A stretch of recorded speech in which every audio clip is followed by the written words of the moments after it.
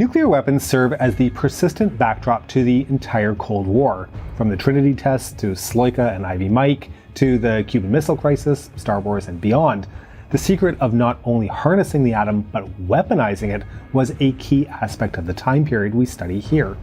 The massive stockpiles accumulated by the two superpowers rightly commands our major attention, but this can often be at the expense of the smaller members of the Cold War nuclear club, including China, Great Britain, France, and India. What it leaves out entirely, though, is the number of nations who at various times during the Cold War pursued nuclear weapons programs, but abandoned them for one reason or another. I'm your host David, and today we are going to look at the nuclear weapons programs of 3 different case studies: Sweden, Brazil, and Argentina. This is the Cold War.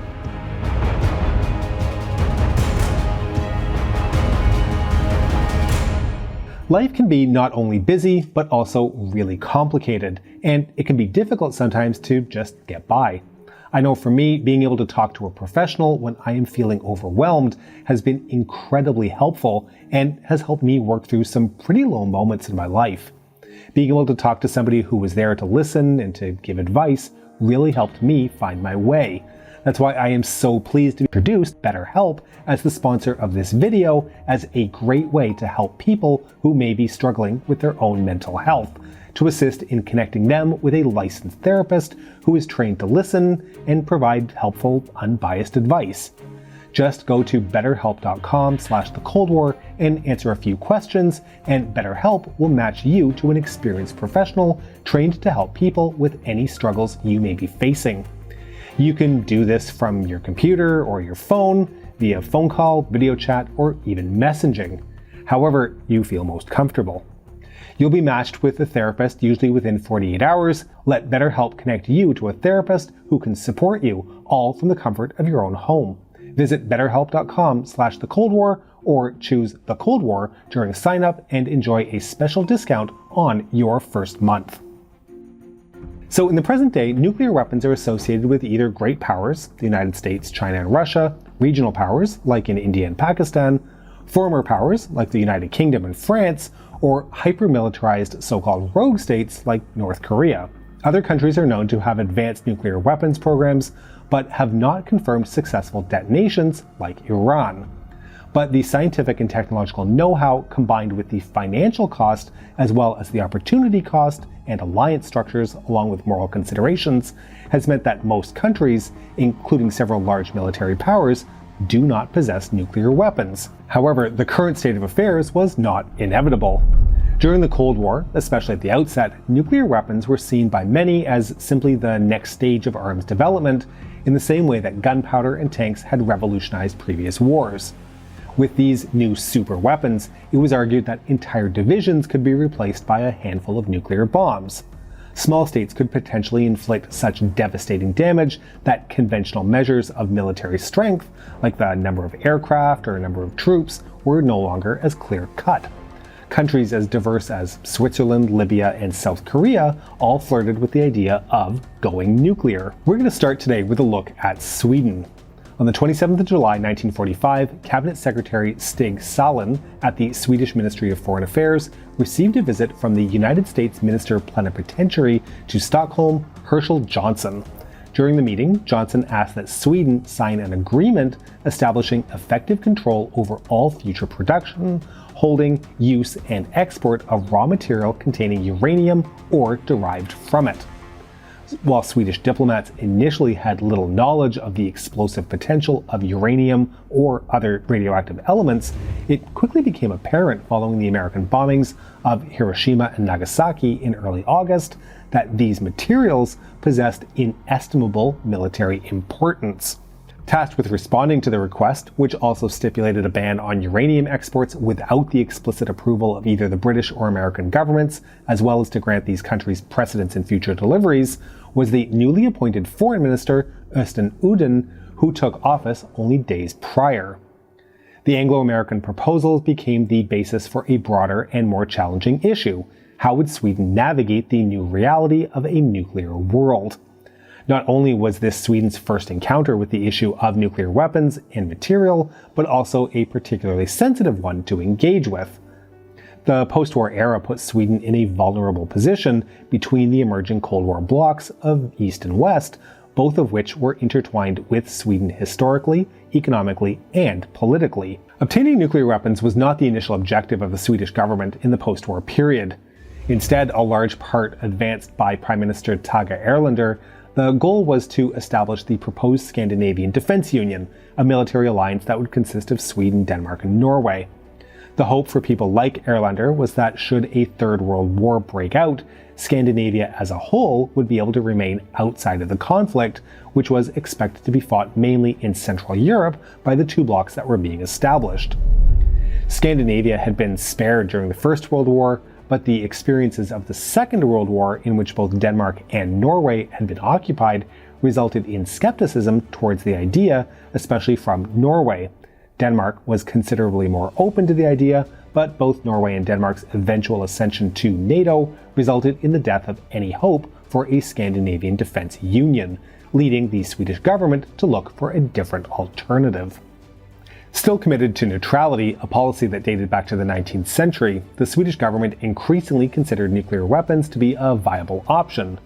Instead of purely relying on a large standing army, which could potentially be wiped out by a few opposing nuclear weapons strikes on heavy troop concentrations, some in Stockholm believed that this new weapon would ensure an independent Swedish deterrent. As early as 1945, and in part influenced by his friend and advisor, the physics professor Torsten Gustafsson, Erlander asked the recently established Swedish National Defense Research Institute to explore whether a Swedish nuclear weapons program would be possible.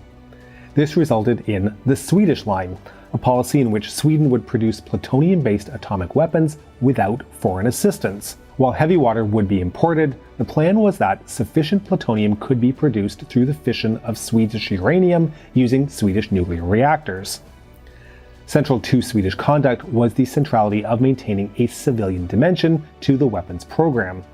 In particular, this consisted of preserving a dual nature to a weapons program in which both civilian benefits and military applications could be gleaned from it. The purpose for this was twofold. The first was economical, with neither a civilian nor a military program on its own being able to justify the immense costs that would likely be incurred. Secondly, the duality of the research program enabled it to maintain viability should a weapon ultimately be deemed undesirable. From its inception, the civilian and military components were heavily integrated with one another. AB Atom Energi, Atomic Energy Company, established in 1947, was the principal body for applied research and development. In fact, the company, which was officially a joint public-private venture, was given a monopoly on research and technological development relating to relevant areas of the nuclear program. Since Sweden had a relatively small population, only 7 million people in 1950, and a long and exposed coastline, several senior military officials supported the pursuit of nuclear weapons. Chief of the Defense Staff and future Commander-in-Chief, Lieutenant General Niels Svedlund, claimed that without atomic bombs, Sweden is an easy prey for the enemy, while Lieutenant Colonel Niels Oskar Soderberg argued that atomic bombs were the best that one could use to avert a coastal invasion. That's not to say it was a unanimously held position in the military, since Sweden would not be able to reach parity with the Soviet Union. Despite some disagreements within the armed forces, senior military officials were on the whole more favorable to nuclear weapons acquisition. Consequently, there was a perception among some leftist politicians that the military was aligned with the right wing, which was also supportive of the Swedish nuclear weapons program and therefore distrusted. For example, during a debate on the increases in the defense budget, Communist parliamentarian Henning Nielsen asked, quote, "What actually differentiates the commander-in-chief, the department chief, and the committee majority?" Before answering his own rhetorical question, practically nothing. In his eyes, the only beneficiaries of the military's position were the bourgeois parties. Nancy Eriksson, a social democratic parliamentarian opposed to the country's nuclear weapons program, even described senior military officials as knekterna, short for landknekterna, a term originally used for 15th and 16th century mercenaries. Throughout the 1950s, the Swedish National Defense Research Institute explored numerous routes for obtaining nuclear weapons. While Sweden had one of the world's largest known uranium deposits, it was low grade, only about 300 grams per 1 ton of shale, making processing it quite expensive. By 1955, it also became clear that Swedish researchers had in fact miscalculated the production cost of plutonium. Although a plutonium bomb was the principal route, researchers consistently examined other types of atomic bombs and detonations. In 1955, internal reports were produced which provided calculations on fission using uranium-235, uranium-233, as well as plutonium-239. Simultaneous reports were also drafted on the practical dimensions of a nuclear weapons program. Researchers offered proposals on how to mitigate risks while seeking to reach critical mass, such as through the construction of concrete bunkers with 50-meter diameters. The following year, practical steps were taken in paving the way for potential atomic bomb testing. In March 1957, researchers discussed the preparation of a site at Nausta in northern Sweden, designed for detonations using chemical explosives of upwards of 500 tons, partially with the intent of laying the groundwork for later experimentation with nuclear explosives on that same site, which was deemed usable for testing with atomic weapons upwards of 8 kilotons if fired from the ground, and something larger if fired from the air. On April 3, 1957, the Central Intelligence Agency came to the conclusion that Sweden had a sufficiently developed reactor program to enable it to produce some nuclear weapons within the next 5 years. By this point, however, fissures had begun to emerge in Sweden on the question of nuclear weapons themselves. This was especially true within the governing Social Democratic Party. For some, like Foreign Minister Unden, simply possessing a nuclear weapon put Sweden at risk, or as he said, if Sweden succeeded in producing atom bombs, our territory would become a more dangerous neighborhood from the Soviet Union's perspective, with the thought that Sweden could be pressed into a war by pressure from the Western powers. In other words, the bombs, produced with the intent of deterring an attack, may actually encourage a preemptive strike on Sweden. The most crucial opposition to a Swedish bomb was not born out of strategic concerns, but rather ideological ones. The most prominent of these was from the Federation of Social Democratic Women in Sweden, itself the women's branch of the Social Democratic Party. Whereas before they had largely focused on what were considered women's issues, things of a domestic nature, their opposition to nuclear weapons represented a significant foray into an area of policy that was dominated by men. Their opposition was rooted in moral concerns as well as environmental worries and fears about the long-term impact of nuclear weapons on future generations. The increasingly gendered divide over the issue also came to characterize the debate itself. A criticism levied against some of the women was that their arguments were emotional, not rational, in nature. For instance, Swedish parliamentarian Inga Thorsson would later recall how some of the advocates for nuclear weapons, particularly those in the party leadership, sought to make the women feel very dumb and sentimental. Even the ideologically aligned but male-dominated Action Group Against Swedish Atom Bomb sought to marginalize female opponents of nuclear weapons. The late 1950s would prove to be a significant moment on the question of Swedish nuclear weapons. On the one hand, it was expected and hoped that enough plutonium would be produced by the early 1960s to make the weapons. On the other hand, however, the Social Democratic Party was increasingly at risk of splitting over the question. Since the government was not yet in a position to actually produce nuclear bombs, the government aimed at simply postponing making a decision. This resulted in Sweden pursuing a middle path. Research was now split into two strands: protection research and construction research.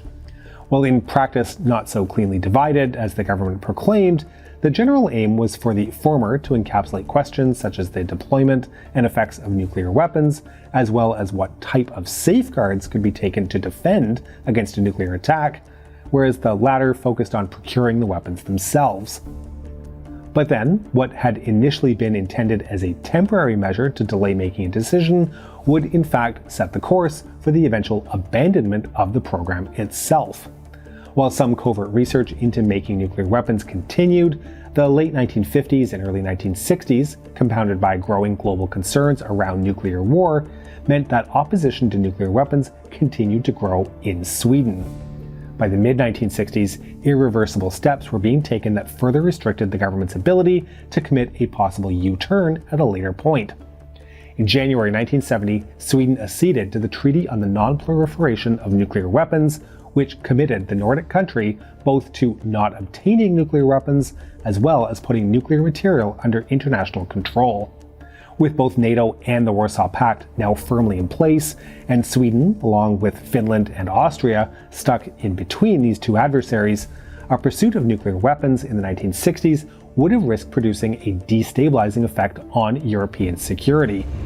This led to the Swedish parliament voting that in order to not disturb the balance of power between the superpowers, the Swedish government would instead seek a sufficiently strong conventional defense which creates trust in our capacity and will to secure our territory. Sweden turned its focus towards maintaining an advanced air force, along with a comprehensive conscription model, while secretly working with the United States about potential contingencies should a NATO-Warsaw Pact war break out. The abandonment of the nuclear weapons program also allowed Sweden to play an outsized role in global disarmament efforts in the 1970s onwards. But likely more on that in future work, if you, the audience, are interested. We're now going to shift our attention away from Northern Europe and move southwest. We know that nuclear weapons have been developed, if not completed, by countries in North America, Europe, Asia, and Africa, as well as tested in Australia and Oceania. Absent from this list is South America, but its absence from the list was never a given. While nuclear powers during the Cold War are often associated with ideological rivals, such as the United States and the Soviet Union, it was not necessarily seen that way at the time. In fact, for some countries, nuclear weapons were seen as something to be used against regional rivals. This was certainly the case for Brazil and Argentina. Brazilian scientists first began researching nuclear fission as early as the 1930s.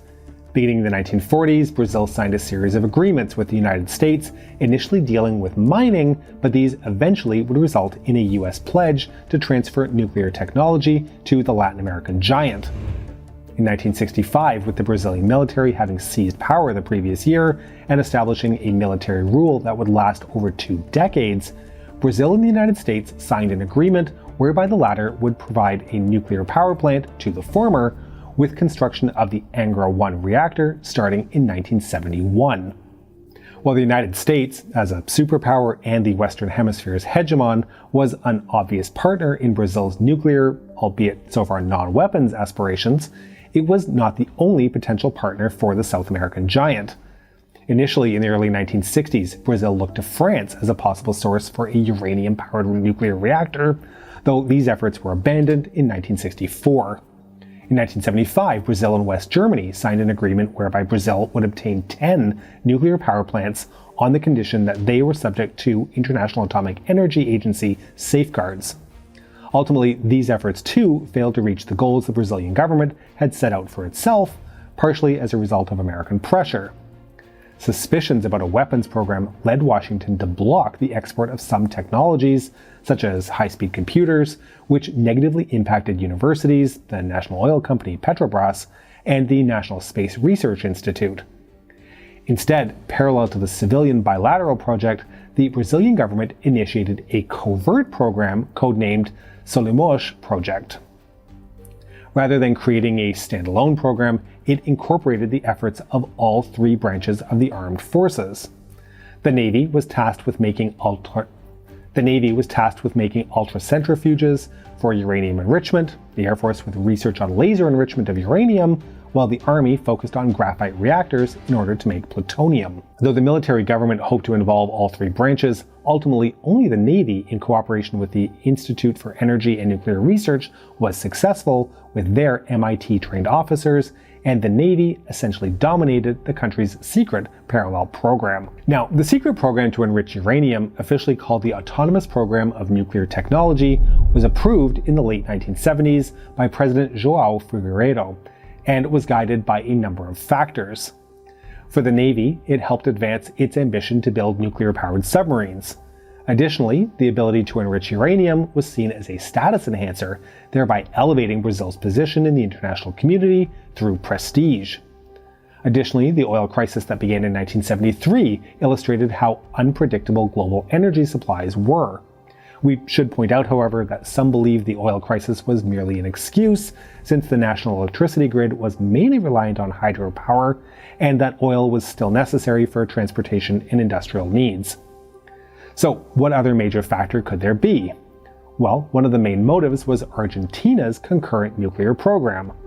Not only was Buenos Aires' program seen as a threat, but it was hoped that by showing comparable skills, Brasilia's own efforts would deter their Spanish-speaking neighbors from continuing with their program. Argentina's first dalliance with all things nuclear began in the 1940s, with some scientists who had previously worked in Nazi Germany. Austrian-born German scientist Ronald Richter moved to Argentina at the invitation of Kurt Tank, an aeronautical engineer who had previously headed the Focke-Wulf Company before being appointed head of an aerotechnical institute in Argentina. Tank arranged a meeting where Richter managed to convince Argentine President Juan Perón to back his plan of constructing a nuclear fusion reactor, which Richter claimed could help solve Argentina's energy needs. Excited by the prospect, Perón poured hundreds of millions of pesos into the project, which operated on an island in Patagonia's Nahuel Huapi Lake. As skepticism grew within both the Argentine military and scientific community, Perón commissioned a board to produce their own reports on what became known as the Huemul project. Having failed to achieve fusion, Richter's project was abandoned. In 1955, Perón was overthrown in a military coup, and Richter was even arrested, though he was eventually released. In the 1960s, Argentina launched a more conventional nuclear energy program and was deemed to be at least a decade ahead of any Brazilian efforts. The Argentines were motivated by many of the same things as their Lusophone neighbors, namely a desire for prestige, regional rivalry, and a want for what was deemed a first-world technology. Even though they did not explicitly state that their goal was to obtain nuclear weapons, the Argentines also wanted to preserve the option to be able to develop them at a later date. As a result, Argentina did not sign the Treaty on the Non-Proliferation of Nuclear Weapons, and also refused to join the 1967 Treaty of Tlatelolco, which established a nuclear weapons-free zone in Latin America. Additionally, Argentina had a tenuous relationship with democracy and civilian rule, falling back under military rule in March 1976 with the ousting of President Isabel Perón, which resulted in a continued militarized approach to security. In addition to nuclear development, the two countries also pursued a series of practical steps should they actually build a nuclear weapon. For example, Brazil built a 300-meter deep underground testing site in the Amazon in the state of Pará. Argentina, meanwhile, had a medium-range ballistic missile program called Condor II, which was made possible due to some European financial investment, as well as support from Egypt, Iraq, and Saudi Arabia. So, why did the two countries decide to embark on this path? Neither country was intrinsically interested in nuclear weapons, and there was no imminent danger of conflict either. The underlying motivation was rooted in a concern that the other country may obtain one. As Brazil's Navy Minister Fonseca put it, quote, "We don't need the bomb now since there is no foreign enemy in sight. What we need is to retain the technology to have the capability to fabricate it should circumstances require." That logic applied not only north to south, but also south to north. For Argentina, geographically and demographically smaller than Brazil, nuclear weapons were seen as a potential equalizer, but with the exception of a small fringe of genuine nuclear advocates, this equalizing potential was mainly conceived in the case where Brazil would obtain such weapons. This resulted in both countries pursuing a policy of hedging, wanting to have the ability in case the other party went all the way. So what happened? Near simultaneous democratization in both countries resulted in the end of any pursuit of nuclear weapons capability. In Argentina, the Falklands War, in which the Argentines sought to seize the British-controlled Falkland Islands, claimed as Las Islas Malvinas by Argentina, turned into a debacle that critically weakened the ruling military, resulting in the return of democracy in 1983. As a result, nuclear development was placed under civilian control. Meanwhile, in Brazil, the military government that had existed since 1964 was beginning to crack. Economic and social crises began to compound, particularly in the late 1970s, a result of the 1979 petroleum crisis, and then rising international interest rates in the early 1980s. This resulted in the government introducing some liberalization of the political system, fearing a development similar to the one that befell the Argentine junta, whereby they had a sudden and humiliating fall from grace, followed by tribunals. The Brazilian leaders sought a negotiated path to democracy.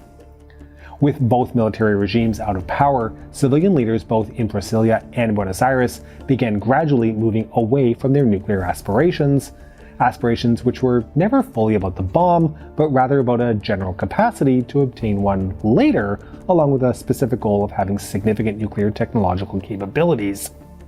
In 1988, the Brazilian Congress adopted a new constitution, the country's seventh, in which Article 21, Section 23, subsection A, explicitly stated that all nuclear activity within the national territory shall only be admitted for peaceful purposes and subject to approval by the National Congress. As a result, a nuclear weapons program had become unconstitutional. At first, the two countries sought to improve relations by addressing other issues, like the economy, which they did by signing the Argentine-Brazilian Integration Act. Such steps helped create the necessary environment for eventual joint efforts to move away from a nuclear rivalry, a move that was largely accomplished by the two countries without significant third-party involvement. In 1990, the Brazilian president signaled the program's end by throwing 2 shovels into their test site, thereby burying it. In 1991, the two countries signed a bilateral agreement whereby both promised that their respective nuclear ambitions would be limited to peaceful purposes and would be ensured through the common system of acquiring and control of nuclear materials, which was to be managed by the Brazilian-Argentine Agency for Accounting and Control of Nuclear Materials. This was followed by the 1991 Quadripartite Agreement, which helped harmonize the works of the binational agency and the IAEA. In March 1993, the Argentine Senate finally ratified the Treaty of Tlatelolco. Brazil had signed the treaty in 1967 and ratified it in 1968, albeit with a reservation that was withdrawn in 1994. In 1998, Brazil signed the NPT. Argentina went beyond just ending their nuclear weapons ambitions. Already dogged by years of American pressure, both directly and from third parties, in part due to concerns from Washington that the Condor II missiles were being made available to some Middle Eastern states, Argentina dismantled its missile program and joined the Missile Technology Control Regime in 1993. The irony of the Argentine-Brazilian nuclear rivalry is that neither country fundamentally wanted nuclear weapons, but both believed that the other's program posed a potential threat and that the only way to counter that was by having their own weapons, which in reality merely intensified the mutual threat. Rather, what both actually desired was security, along with prestige, even though the two had not been at war since 1828. Only once both countries began taking active measures to reassure the other through confidence-building measures were both able to gain the security that they desperately sought after. Certainly lessons the world could learn from. Okay, so in this episode we've looked at 3 examples of wannabe nuclear weapon states, each of which followed their own trajectories and eventually reached similar conclusions that nuclear weapons were not a solution to their national security challenges. These were also states that, although they moved to develop programs, they never achieved full criticality. So what about other states which likely did fully develop weapons, but for which firm proof has never been demonstrated? Well, for more on that, stay tuned, because we are absolutely going to be looking at 2 states that fit that criteria. In the meantime, we hope you've enjoyed this episode. Please make sure you've pressed the subscribe button as well as the bell button, which has been put to work digging a massive hole in the backyard to maybe possibly be used to test a hypothetical future bomb designed to take over all the other bell buttons. Please consider supporting us on Patreon at patreon.com/thecoldwar or through YouTube membership. We can be reached via email at thecoldwarchannel@gmail.com. This is the Cold War Channel, and as we think about the Cold War, please remember that history is shades of gray and rarely black and white.